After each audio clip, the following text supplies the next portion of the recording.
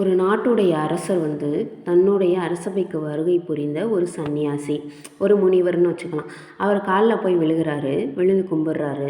அவர் போனதுக்கு அப்புறமா அரசவையில் இருக்கிற எல்லாரும் கேட்குறாங்க, நீங்கள் எவ்வளோ மதிப்பு மிக்கவர், போயும் போயும் ஒரு முனிவர் காலில் போய் விழுகிறீங்களே, எங்களுக்கு ரொம்ப கஷ்டமாக இருக்குது நீங்கள் அப்படி போய் விழுந்தது, நீங்கள் எப்படிப்பட்ட ஆள் தெரியுமா அப்படின்னு சொல்லி கேட்குறாங்க.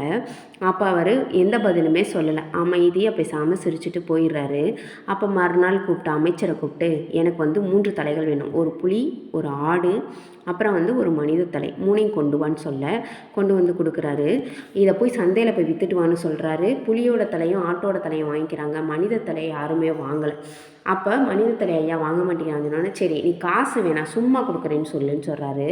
சும்மா கொண்டு போய் கொடுத்தாலும் யாருமே வாங்கலை. அப்போ இவர் கொண்டு வந்துடுறாரு. அப்போ தான் அரசர் சொன்னாராம், ஒரு புலிக்கும் ஆட்டுக்கும் கூட இல்லாத ஒரு மதிப்பு இல்லாத ஒரு விஷயந்தான் மனிதனுடைய தலை. உயிர் இருக்கிற வரைக்கும் மட்டும்தான் நம்மளுக்கு மதிப்பு, அதனால் பண்போடு வாழ்கிறதுல தப்பே இல்லைன்னு சொன்னாராம்.